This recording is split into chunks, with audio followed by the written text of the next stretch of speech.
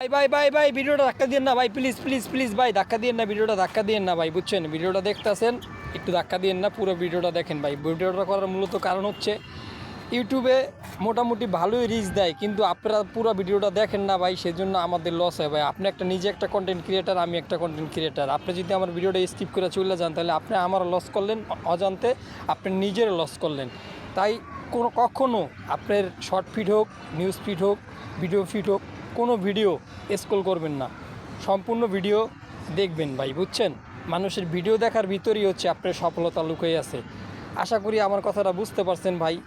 YouTube প্ল্যাটফর্মে আপনিও কাজ করতে আসছেন, আমিও কাজ করতে আসছি। আপনার ভালোবাসা আমাকে দিবেন, আমার ভালোবাসা আপনাকে দেবো। কী ভাবছেন এভাবে কমু? আরে না, এইভাবে বলবো না। এখানে ভালোবাসার কিছু না, প্রশ্ন হচ্ছে সাবস্ক্রাইবের। আপনি একটা আমার সাবস্ক্রাইব করেন, আমি একটা আপনার সাবস্ক্রাইব করবো। আল্লাহ হাফেজ, ভালো থাকবেন সবাই।